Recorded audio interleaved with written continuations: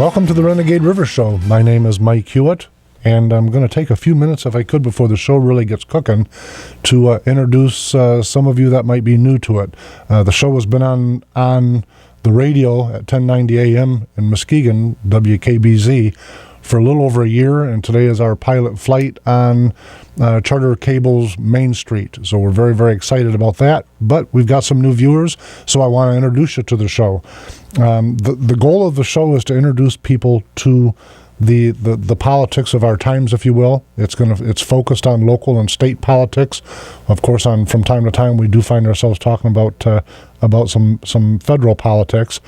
Most often, what we're doing on the Renegade River Show is we are interviewing local leaders, elected officials. In fact, during this show today, we'll be interviewing Senator Jeff Hansen from the 34th District, which is Muskegon North. Last week we had a candidate. The week before we've had a candidate. We've also had authors and business owners and that type of thing. But again, the idea is to introduce people to who's making the decisions. I don't want to make news, but I want to introduce you to the people that are making the news, and maybe bring a greater understanding to some of the things that, frankly, I wrestle with, like Obamacare. Not just the shrill people screaming on national talk shows, but rather who's actually making these decisions and why. In fact, this afternoon, at the end of this segment, we'll be talking with Jeff Hansen about the Medicaid expansion. I want to understand, why did he vote for that? I'm anxious to know.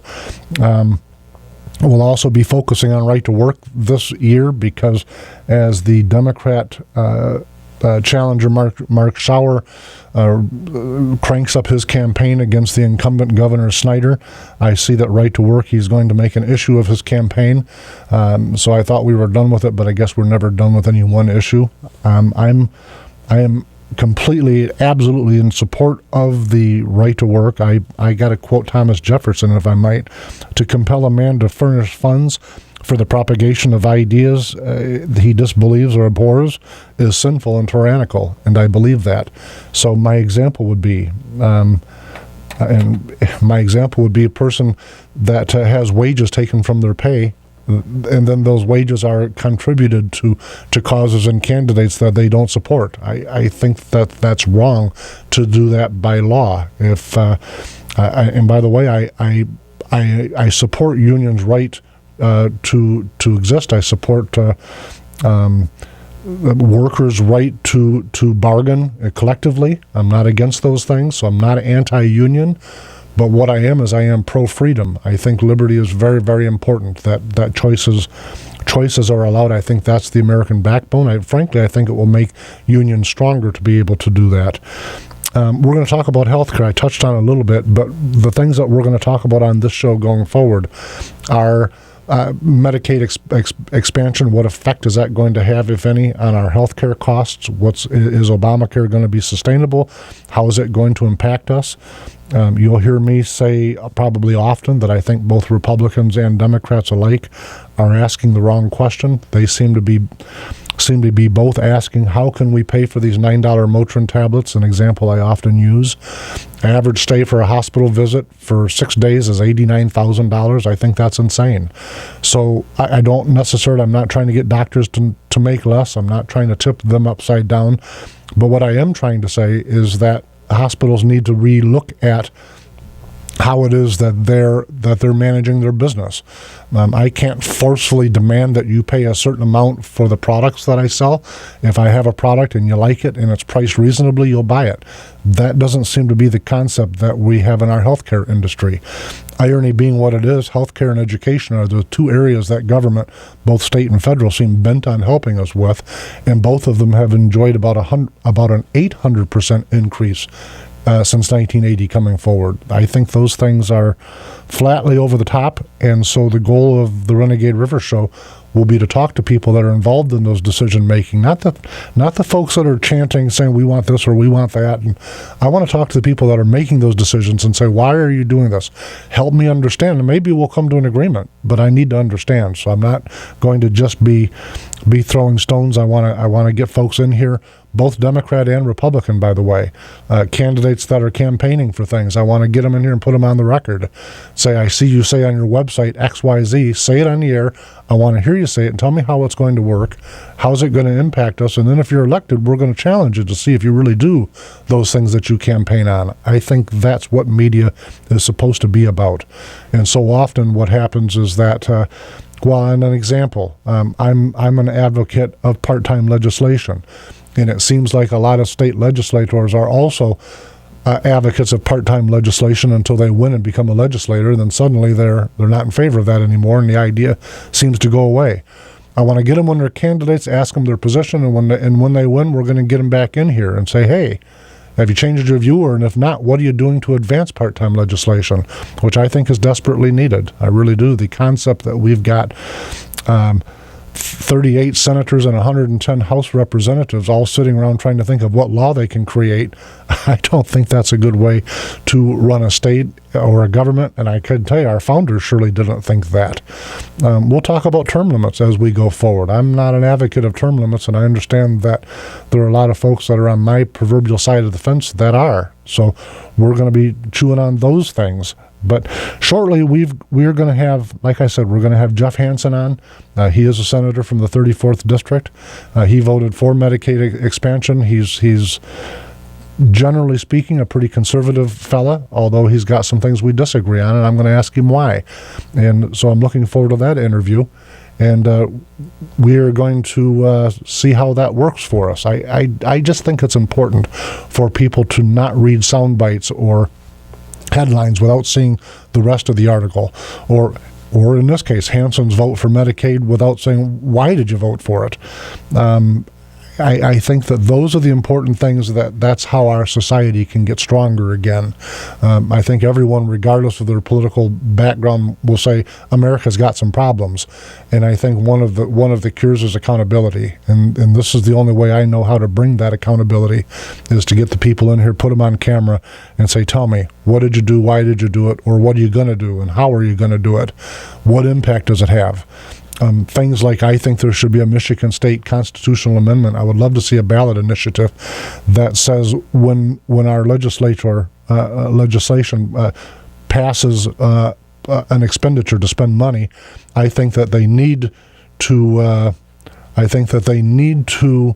say this is the part of the Constitution that allows us to do this, and this is where we're getting the funding from. I think they absolutely have to articulate those two issues. We're authorized by our state constitution to do this because of X. Our funding is going to come from that source. I think without those two things, we're getting deeper and deeper. Now, I say that a little bit hesitantly, only because even though I'm not necessarily a supporter of Governor Snyder, I have to acknowledge the fact that he's taken a deficit that he inherited and has turned it into at least a paper surplus. So those are good things, but now that they've got the money and they're all tackling each other to spend it, it says that same culture that caused us to get there in the first place still exists. So we'll be hopefully talking to some of his administration to say what's the real plan, where's the surplus going to go, if the surplus really exists. So I hope you stay tuned. I think you're going to enjoy the interview with Jeff Hansen, and I look forward to seeing you in the future.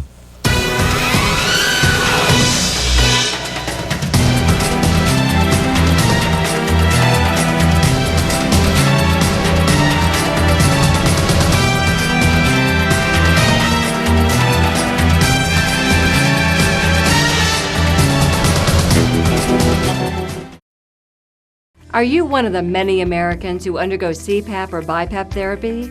Replacing your supplies every 3 to 6 months is critical, as bacteria will build up and worn-out straps cause leaks. Call Allied Medical Supply Network and speak to an expert agent who will set up a schedule for your supplies to be delivered right to your door at little or no cost to you. Call Allied Medical Supply Network today and rest easy. Call 800-284-2512. That's 800-284-2512. This is a national health alert from Worldwide Medical. Are you on Medicare? And do you suffer from back or knee pain? Have you tried injections, pain pills, or even had or considered surgery? If these examples apply to you or a loved one in pain, stop. There is a better way. You could qualify to receive a pain-relieving back or knee brace at little or no cost to you. You'll receive free information, free delivery, and all the insurance paperwork is handled for free. Best of all, there is little to no cost to you for the braces. Call 1-800-282-6789 to get all the details. It takes just a couple of minutes. These amazing braces have helped thousands of people in severe pain, and you may qualify to have yours delivered directly to your door at little or no cost to you. Call 1-800-282-6789 right now. This may be the most important call you make all year. That's 800-282-6789. Call now. I use catheters, and if you do too, please listen carefully to this life-changing breakthrough. There is a new catheter that hurts less, and you can get a free sample by calling this number now. Pain and urinary tract infections have been avoided by many of my patients. These new disposable catheters hurt less. It's an incredible new design that reduces pain. The eyelets are polished, so they glide smoothly and effortlessly across your sensitive skin. The old catheters would scrape and cut, causing pain and infections. These new catheters are totally different, so smooth and painless. They changed my life. Call now and get a free sample. Medicare and your insurance will pay for up to 200 of these catheters per month, all at little or no cost to you. Medical Direct Club handles all the paperwork with your doctor and includes lifetime free shipping when you call and join. Membership is free. Call now and get your free sample and painful capping today. Attention hip replacement patients. Several metal-on-metal hip implants have been recalled, and a jury recently awarded $8.3 million to one hip replacement victim. Metal-on-metal hip implants can cause excruciating pain and may require expensive surgery to replace. If you had a metal-on-metal hip replacement and it's been removed or it needs to be removed, call the Goldwater Law Firm right now. I'm attorney Bob Goldwater. Metal-on-metal hip replacements can be dangerous. If you have a metal-on-metal hip implant, even if it hasn't failed yet, call us right now. You may be entitled to substantial compensation. The manufacturer of your defective hip implant should have to pay for your medical expenses and your pain and suffering. Your time to act is quickly running out, so call us right now. If you have a metal-on-metal hip replacement and it's been removed or is causing you problems, call 1-800-540-9516. That's 1-800-540-9516.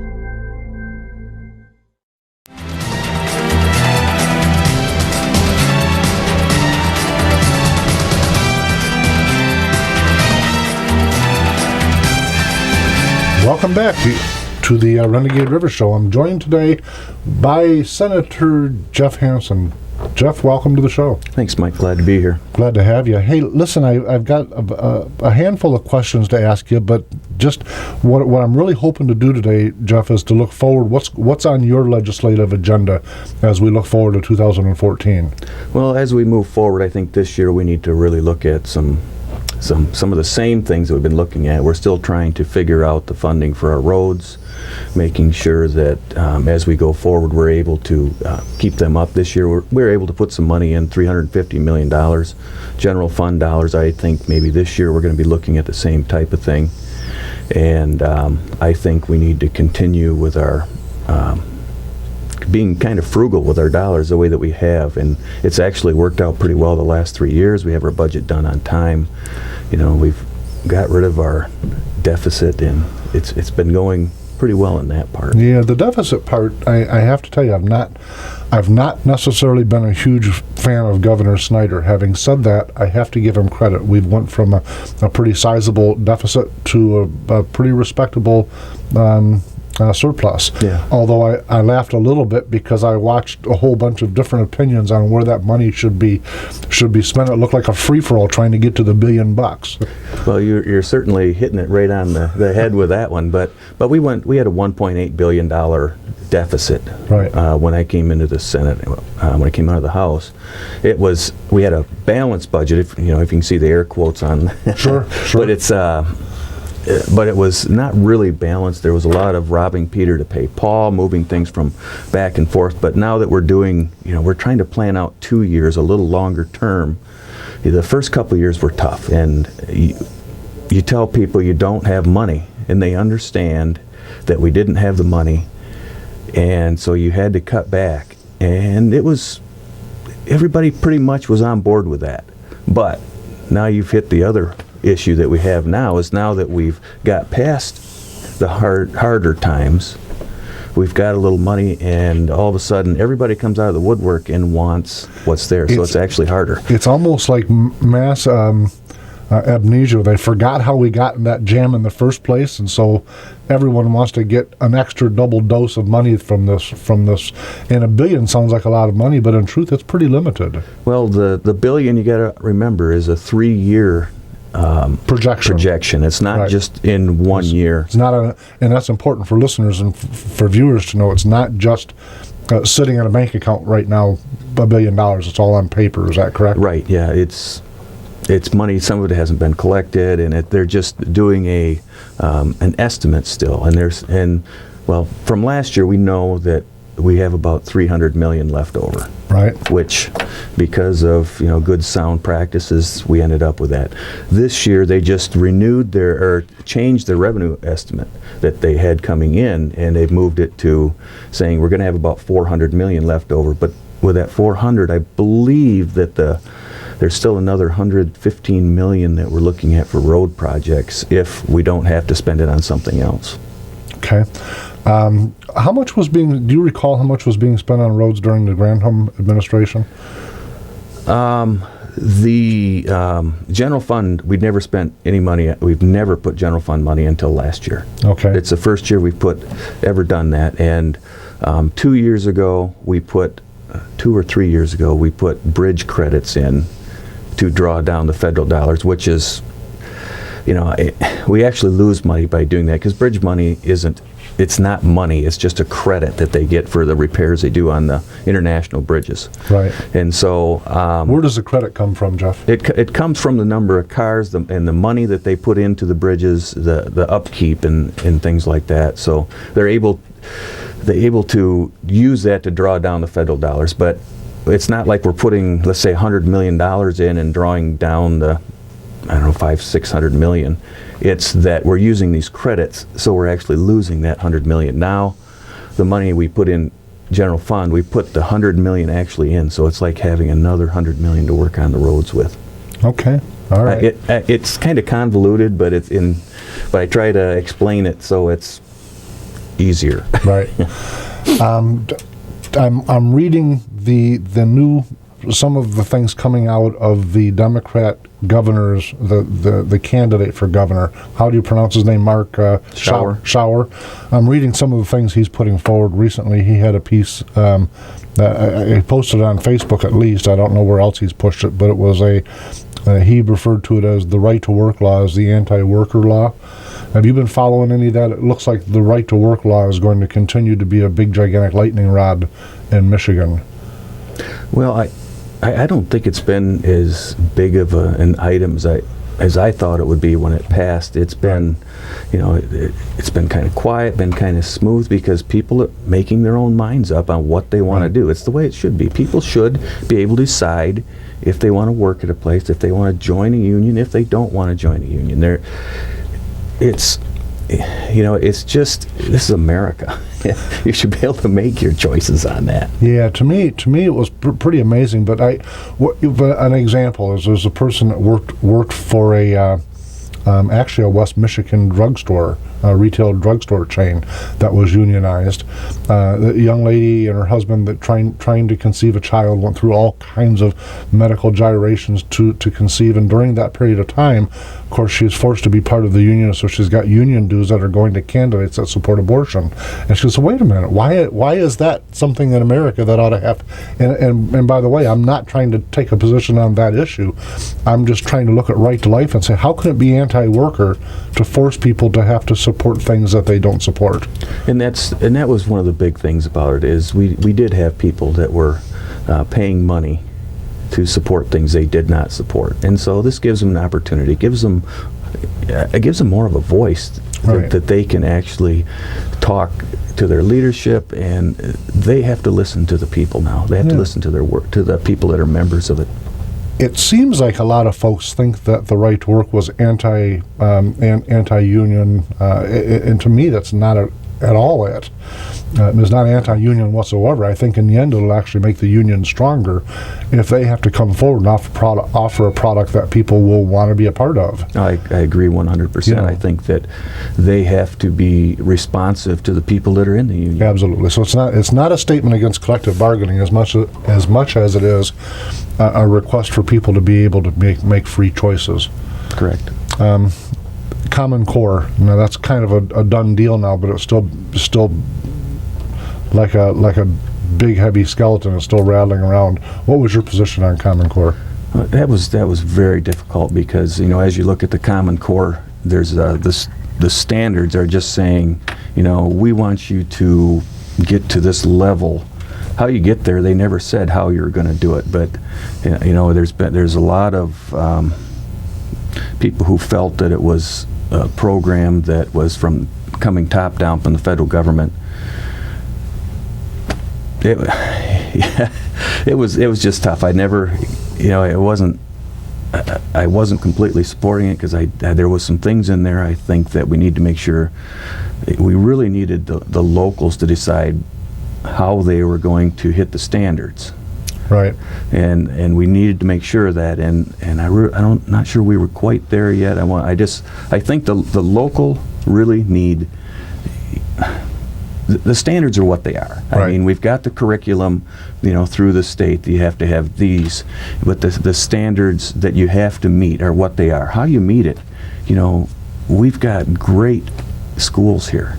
Let them do it. Yeah, I think for my own self, I think it should come down to the teachers and the parents. And in fact, it seems like the more government, whether it's state or federal, the more they try to shoulder that responsibility on themselves, the worse it becomes, not better. I understand that their rationale or their goal is probably good, but the effect of it isn't. And you know, and part of it, you mentioned the word curriculum, and it's one of the frustrations I have, and I've talked about it a fair amount on the Renegade River show.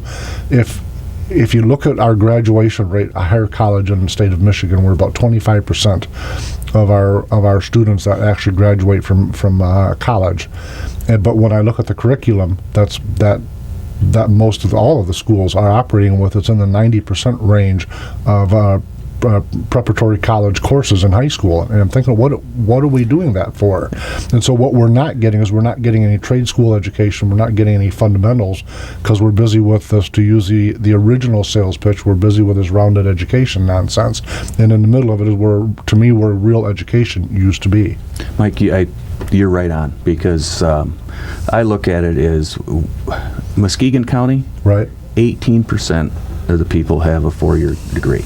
Right. So we're trying to teach 100% for that 18%. A lot of people are working here. You know, we're doing better than the rest of the state. We're number 3 in job growth, Muskegon County, right, in the state, and we're doing some things right. But we have to get some hands-on experience. I think career tech needs to be a much bigger part of our education system. We have to make room because there's so many jobs that are available, and we still have to have people to fix our cars, to fix our our heat and our air conditioning. We still have to have people that can paint, and we need people that do this. And some kids, this is their niche. Right. I mean, this is what they want to do.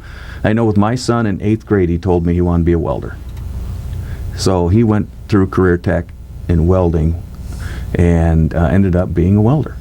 So good for him. Yeah, well, yeah, it was one of those things. For me, it was, are you sure you want to be a welder? Because you think about it at that point, and you don't. The welders I knew didn't make a lot of money. But he went through the career aptitude test for the military, and it comes out, and the guy says, you know, he'd make a great welder. It's like, are you sure? That's funny. Good for him, though. But, you know, and he goes, but you do realize that welders' starting income is $48,000. And I looked at my son and I said, you'd be a great welder. There you go. I got to tell you, when I look at the career tech centers, They certainly have some good, but when I see them, it almost feels like a lost opportunity in many cases. And I made reference to the to the heavy dose of the preparatory college courses, but it almost seems like, and of course I can't put stats to it, so I have to go by feeling a little bit. It feels like the people that are the young folks that are not necessarily academically inclined, maybe they've got maybe they skip school a little bit. The people that are problems, that are not fitting the mold, seem to have the administration of schools pushing them into the Career Line Tech Center rather than taking the approach that your son did. And I guess slowly what I'm getting at is we used to have an apprentice program, and I think that the Career Line Tech Centers could be a foster for that. But I don't know that they're being utilized anywhere near to their full expectation, either financially or frankly psychologically. But you're thinking kind of the old school way.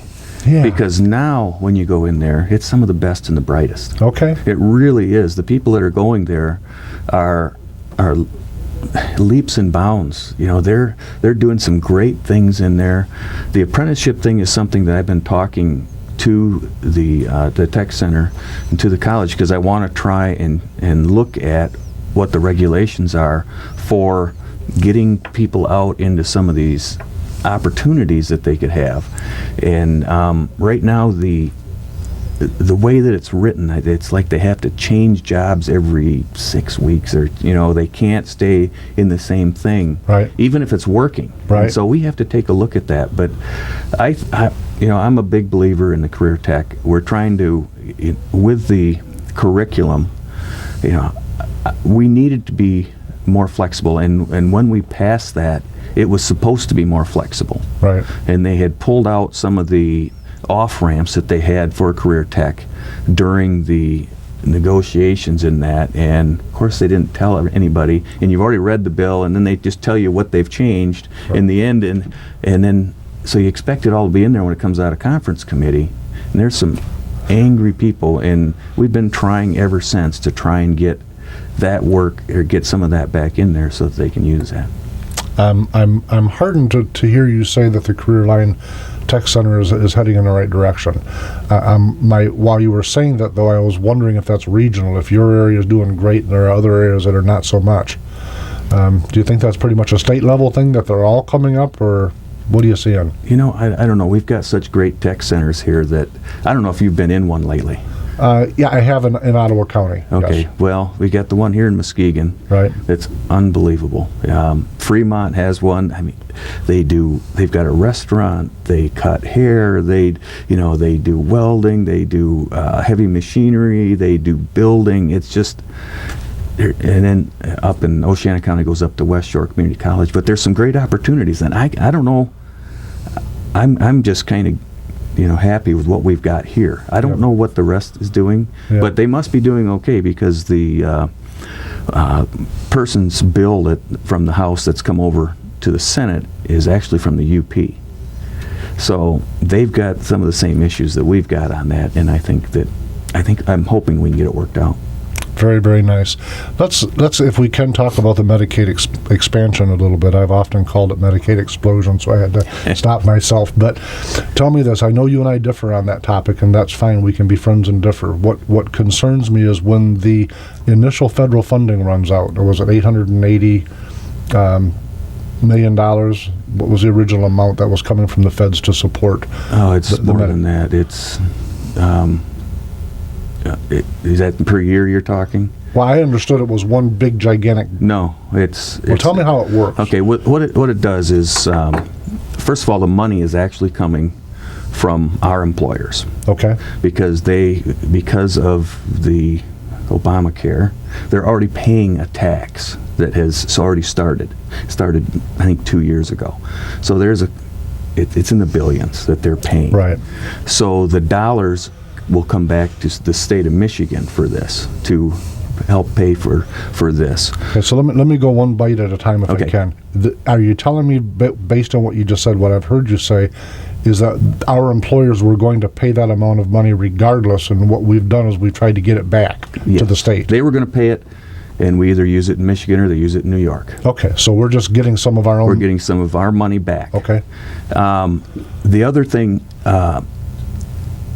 as this goes through, the bill is written so that when Michigan would have to start paying any dollars, right, that the savings run out, because we're putting the savings into like a health savings account, using that money to cover what Michigan's cost is as it goes down, the federal money goes down.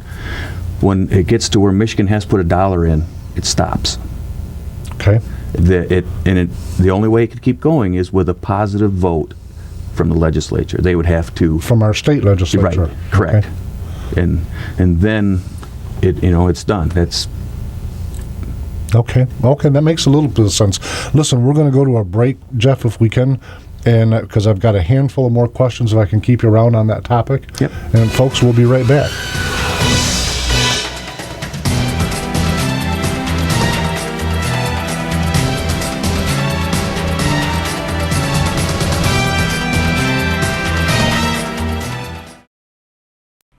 Are you one of the many Americans who undergo CPAP or BiPAP therapy?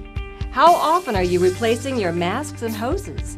Replacing your CPAP or BiPAP supplies every 3 to 6 months is critical to an effective therapy. Bacteria will build up, making you sick, and worn-out straps cause leaks and are just plain uncomfortable.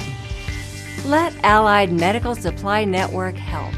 Call Allied Medical to speak to an expert agent that will determine which supplies you need and will set up a schedule for your fresh, brand-name supplies to be delivered right to your door, right when you need them.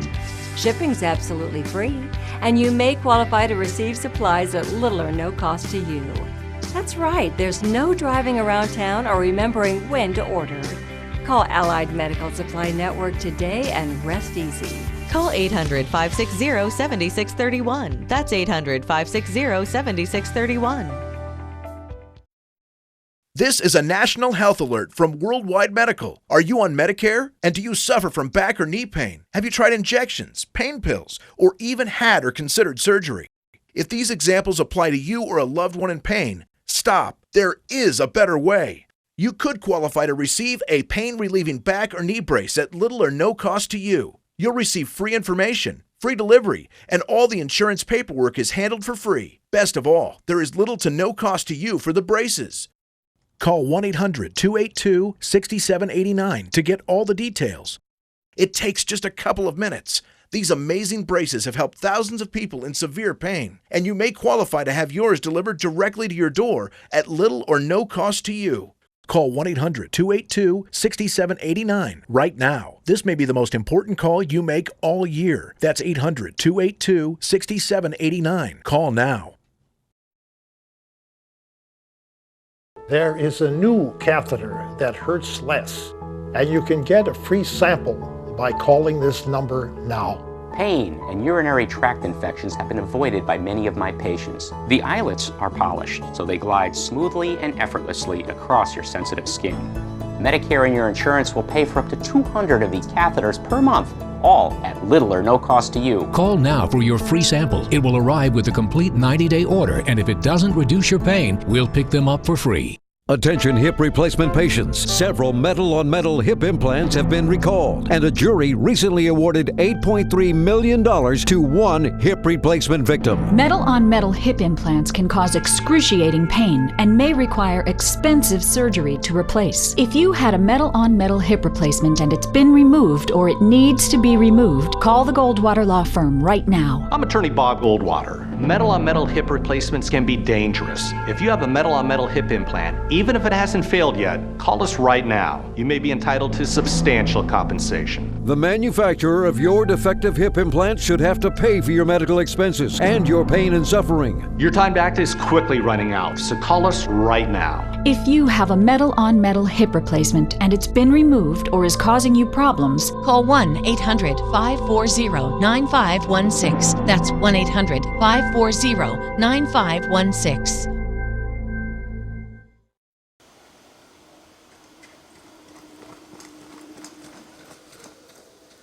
Brought to you by Renegade River.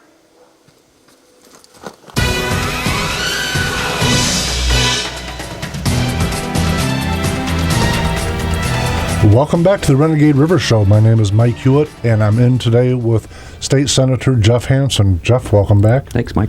Hey, when we left off, we were talking about Medicare, or Medicaid rather, and it's such a big topic of I can't leave it there. What I'm trying to get my head around beyond the funding, and you've helped me a little bit understand at least the initial surge of money. What concerns me when I look at Medicaid in general, Jeff, is that if I start with Medicaid in the beginning, 1965, and I put it on a graph coming forward as it's increased over the years, there was one period of time in the mid-90s during the Gingrich Revolution when our focus on Medicaid had backed off for 4 years, and there was actually a reduction in what was being paid out in Medicaid. I look at that graph, I see it's going in a 45-degree angle up, except for that 4-year period. And then, of course, as soon as the revolution was over, it continued its ascent uphill. I lay that graph out, and then I put another graph over the top of it, which is an analysis of healthcare costs in America. And they follow the exact same line, including the 4-year plateau during the Gingrich Revolution. And it causes a fellow like me to stand back and say, truly, why do we want to expand something that, at least on the surface, appears to be the sole driver of healthcare costs, which I think are crazy, by the way. Yeah, healthcare costs are probably the biggest problem that we have. But as we look at it, from what when I talk to my hospitals and the doctors, and one of their issue is for uncompensated care, and that's a huge driver in the hospital costs, because you've got a lot of people who really can't afford to go to the hospital.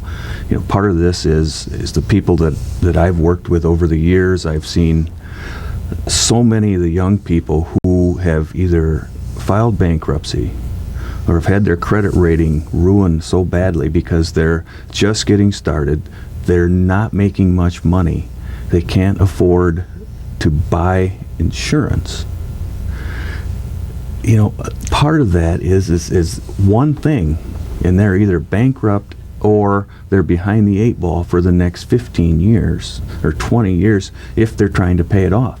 Right. But there's a lot of uncompensated there, and you got to understand with the expansion, it's not the people that are staying home. These are folks that have jobs that are trying to better themselves. And it is hard to look at it because Medicaid doesn't pay the hospital's doctors as well as regular insurance. And that could be part of the driver too. But if we can take care of some of this uncompensated care, part of it also is the folks that go and utilize the emergency room, the HMOs that they're under through Medicaid, because all of our Medicaid goes through HMOs. We don't, the state doesn't send the checks out or anything. The HMOs work it, so it's, more private industry. We're holding back some of that money. And if their clients utilize the emergency room at a higher rate, they're either going to have to fix that so that they aren't doing it, talk to the people about it, or they're not going to get their holdback money in. And so we're trying to incentivize them to, get people to understand better ways to utilize the care also. Here's the concerns I have, Jeff. If first off, let me be superficial for a minute. The two things that government, both state and federal, have had the most impact on legislatively have been our higher education and healthcare. And not shockingly, both of those two things, at least cost-wise, are absolutely off the top of the roof insane. Now you've got what I'm getting at, make a comparison. The college tuition right now is equivalent to an average mortgage. And you think, what? No kidding. We've gotten our higher education costs to the point where they can be equated or compared to a mortgage. And none of these government processes are causing these institutions, whether it's a university. An example, I saw a recent survey on MLive.com, and it showed that the top 16 executives from the University of Michigan are making a little bit over $15 million in combined. And you think, what? No kidding. What are they? What's an assistant coach doing, or what's the president doing at almost $2 million? I think we've got an upside down sense of value, and it's because of the way government, and I'm not blaming either side, by the way. I think Republicans, and I'm a Republican, but I think Republicans and Democrats jointly together have been asking the wrong kinds of questions. And how I'm relating this to healthcare is, you mentioned hospitals. Hospitals are upside down with their administration, and right now they whine if they get a little bit less from Medicaid, and what they do is they shift that burden, to your point, onto the retail cost of healthcare. And I say, no, that's not really what's happening. What's really happening is they're absolutely refusing to change how they do business with top-heavy administration incomes in a perpetual, ever-growing, brand-new brick and mortar. And you think, wait a minute, where's all that dough coming from? And the answer is it's coming from us. So you get the average 6-day hospital stay is approaching $89,000. For 6 days at a hospital, $89,000, it's almost unimaginable. So we're literally paying $9 for a single Motrin tablet and $6 for a cotton ball. And I equate it to this. If you walked into anybody's Ford store and you walked up to a salesperson, and I've said this on this show a number of times and I genuinely believe it, you walk in and you say to the salesperson, how much for the Ford Focus? And the salesman deadpan looks you in the face and says $5 million. And you say, holy mackerel, $5 million, that's insane. And the salesperson says, what do you care? You're not paying for it. And that's what we're getting out of a third-party payer system, and it's what we're getting out of a government single-payer system. So when I look at those things, I think, and listen, this is not assault on you or the Republicans or Democrats. I just think that as Americans, the way we're approaching healthcare and education, by the way, is I think we're asking the wrong questions. Rather than say, how do we pay for a $9 Motrin tablet, we ought to be saying, what in the world are we thinking trying to pay for a Motrin tablet for $9, and demanding that, first off, as a citizenry, we need, in my mind, the only way this problem is going to get resolved is if we as a citizenry start shopping for best care, best price for non-emergency conditions. So, and that's the opposite thinking of what the government can do to lock in pricing. What do you think? Boy, you got a lot of things that you've put in there, and now you want me to kind of bring it all back. And I'm going to start with higher ed because you brought that up first, because that's kind of one of my things too. Is because during the lean years when we kind of lost track of, Michigan kind of lost a lot of things during the 2000s. Right. The only two buildings that were being done are government and university. Everybody else was pretty much laid off, and that was a problem. But you have to understand, you go to the universities, then now you go back to the Michigan Constitution. It says you shall devote money to the institute, to the universities, but you can't tell them what to do with it. Right. And that is, and we've tried, putting parameters on it, so they had to do certain things. They had to have, we've actually put it into a formula, so it's by number of people that they have, freshmen, sophomores, juniors, graduates, how many graduate after this many years, and trying to get back to what their mission is to educate people. And it's been mixed success on trying to get that done, but they are. According to USA Today, from 1980 through 2011, incomes in America went up 200%, and the cost of education went up over 800%. Yeah. That to me is insane. I don't know the fix. Maybe I've been one of the guys that said we don't want a constitutional convention. But if that says that we shall make these people bloated with their administration with no way of controlling it, then maybe we need one. Well, with our larger universities, people need to look at who they're electing. Right. Because you've got Michigan State, you've got U of M, Wayne State. These folks, you have to pay attention, because I know it's way down on the ballot, but they're the ones that are making these decisions. As a political consultant, they say, at least this political consultant says, if you want to know what the true mix of Democrat-Republican is in a given area, look to see which regions we're getting voted for, because most people don't know what they do or who they are, so they just vote whatever party they tend to be leaning towards. Yeah, but then that's unfortunate, because really sad. It's how we get to where we're at. Yeah, but you have to know what they're going to do or what they're going to stand for, because $2 million a year, That's tough to take. To me, it's an outrage. And It is. And that's not free cars. That's not parking up front. I Yeah. mean, drivers and all kinds of things that go into that. And to me, it's just unchecked power. That they have the capacity to take that from the coffers of it's just a fascinating thing to me. It's unfortunate because the costs are going up so fast. Right. But you can see how I attach that to healthcare, because those are the two areas that government tells people, both parties, government tells people, these are the areas we're really going to help you on. I think, wow, I don't think we can afford you folks helping us anymore. Well, going back to your $9 Motrin, sure, they may bill that, but they have contracts with the insurance companies. They're not going to pay that. Blue Cross does not pay that. I know that Medicaid doesn't pay it because they only pay about 70% of the cost of what doing the whatever it is. Yeah, I think when they come up with those numbers, it goes back to the $89,000 6-day stay at a hospital, and you say, okay, what services did the person receive? And then they take that bill and try to set the itemized statement from the hospital aside and look at the $89,000 and say, what did I actually receive during my 6-day stay? Right. And it's like $2,000 for the night. It's insane to me. Yeah, it's the most expensive all-inclusive you'll ever go to. Absolutely. And usually the service is horrific. I'm sorry. Yeah. And I get it, because we went through a lot of this with my son not too long ago. Right. And we went out to Mayo Clinic with him. And what his insurance didn't cover ended up being $12,000 or $13,000. Right.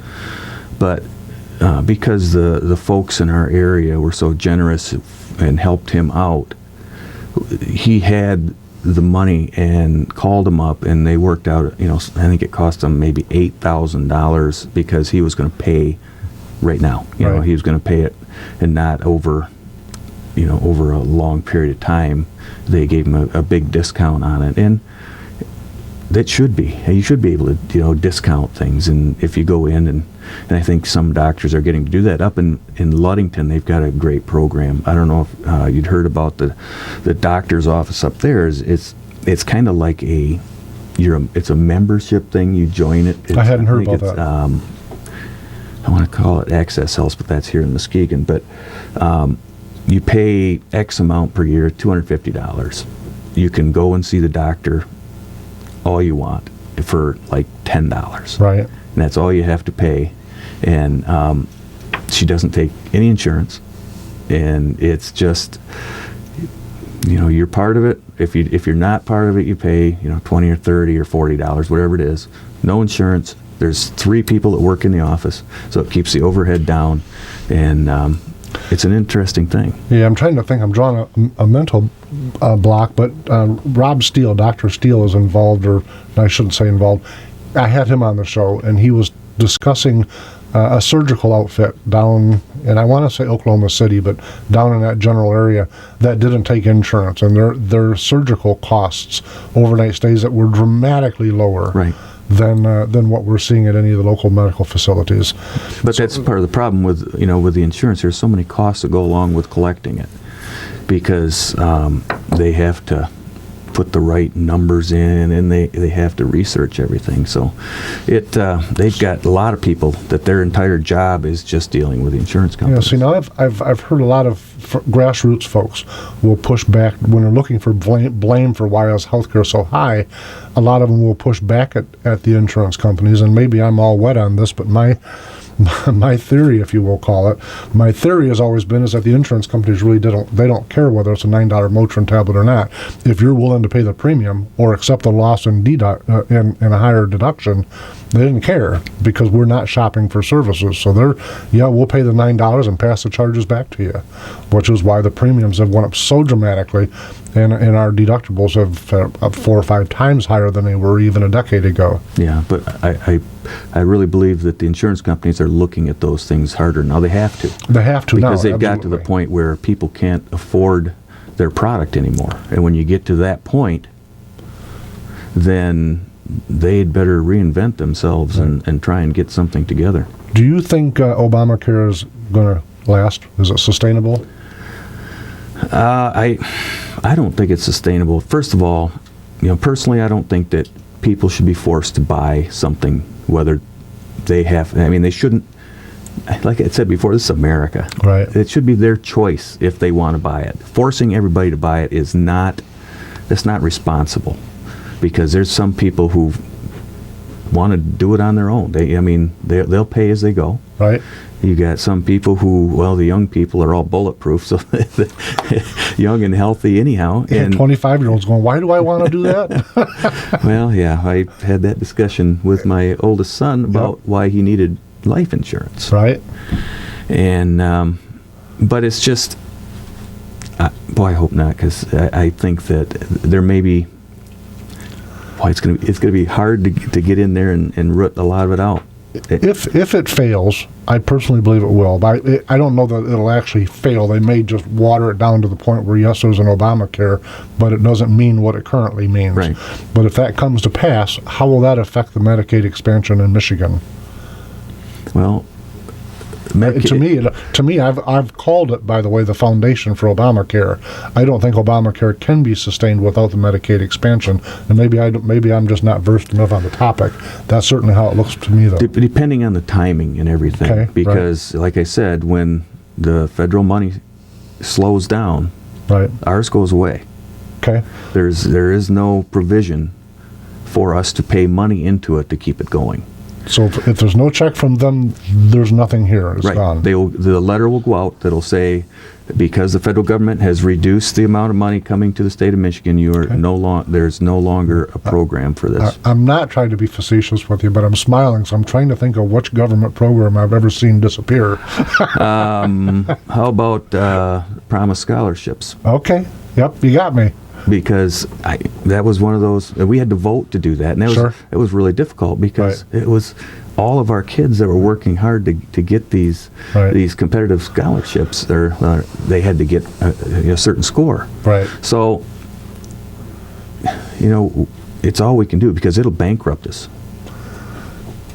I had Representative Shirkey on the show back during the peak of that, and right after it had already passed the House, we were waiting for it to go through the Senate, and I had him on the show. Very nice guy, by the way. I said, I like you a lot, we just disagree, and he laughed. And what I liked about him is that he was willing to step up and say, these are the things I've done, this is why. So I still disagree, but I really respect you for coming forward, and I meant that. But where I'm going with this, what was the tension like? And then we're about out of time, but what was the tension like during that, inside the Senate for the votes? Was there a lot of heat being put on people, or? There was a lot of people running around very nervous, and there was a lot of discussions and a lot of things going on, and there with the reforms that were put in there, the reforms go all the way down into the other Medicaid population too. Okay. So I think it's going to change the way Medicaid is done. I think it's actually going to be something that other states look at, because, we put a 4-year limit on the amount of time they can be on it. Right. We want people to grow out of it. Right. And they have to pay part of it, which is a good part, because I think people need a little skin in the game to understand that they're paying for it. I absolutely agree with that. And also if they're not making the co-pays and the deductibles, they can be removed from the system, from the program. So I think with the things that were put into it, it's better than it started. Jeff, we're out of time, but listen, I really, really want to tell you I appreciate coming on. Folks, this is Senator Jeff Hansen. I hope to have you back on the show. Thanks, Mike. Appreciate it. Thank you very much, sir.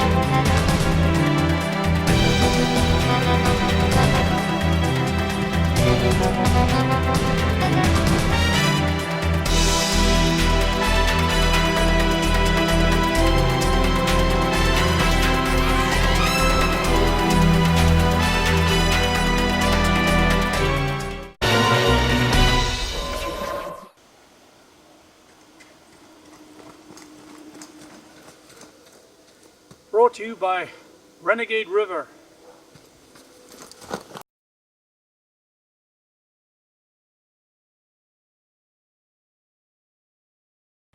Are you one of the many Americans who undergo CPAP or BiPAP therapy? How often are you replacing your masks and hoses? Replacing your CPAP or BiPAP supplies every 3 to 6 months is critical to an effective therapy. Bacteria will build up, making you sick, and worn-out straps cause leaks and are just plain uncomfortable. Let Allied Medical Supply Network help. Call Allied Medical to speak to an expert agent that will determine which supplies you need and will set up a schedule for your fresh, brand-name supplies to be delivered right to your door, right when you need them. Shipping's absolutely free, and you may qualify to receive supplies at little or no cost to you. That's right, there's no driving around town or remembering when to order. Call Allied Medical Supply Network today and rest easy. Call 800-560-7631. That's 800-560-7631. I use catheters, and if you do too, please listen carefully to this life-changing breakthrough. There is a new catheter that hurts less, and you can get a free sample by calling this number now. Pain and urinary tract infections have been avoided by many of my patients. These new disposable catheters hurt less. It's an incredible new design that reduces pain. The eyelets are polished, so they glide smoothly and effortlessly across your sensitive skin. The old catheters would scrape and cut, causing pain and infections. These new catheters are totally different, so smooth and painless. They changed my life. Call now and get a free sample. Medicare and your insurance will pay for up to 200 of these catheters per month, all at little or no cost to you. Medical Direct Club handles all the paperwork with your doctor and includes lifetime free shipping when you call and join. Membership is free. Call now and get your free sample and painful cathing today. Attention hip replacement patients. Several metal-on-metal hip implants have been recalled, and a jury recently awarded $8.3 million to one hip replacement victim. Metal-on-metal hip implants can cause excruciating pain and may require expensive surgery to replace. If you had a metal-on-metal hip replacement and it's been removed or it needs to be removed, call the Goldwater Law Firm right now. I'm attorney Bob Goldwater. Metal-on-metal hip replacements can be dangerous. If you have a metal-on-metal hip implant, even if it hasn't failed yet, call us right now. You may be entitled to substantial compensation. The manufacturer of your defective hip implant should have to pay for your medical expenses and your pain and suffering. Your time to act is quickly running out, so call us right now. If you have a metal-on-metal hip replacement and it's been removed or is causing you problems, Call 1-800-540-9516. That's 1-800-540-9516. This is a national health alert from Worldwide Medical. Are you on Medicare? And do you suffer from back or knee pain? Have you tried injections, pain pills, or even had or considered surgery? If these examples apply to you or a loved one in pain, stop. There is a better way. You could qualify to receive a pain-relieving back or knee brace at little or no cost to you. You'll receive free information, free delivery, and all the insurance paperwork is handled for free. Best of all, there is little to no cost to you for the braces. Call 1-800-282-6789 to get all the details.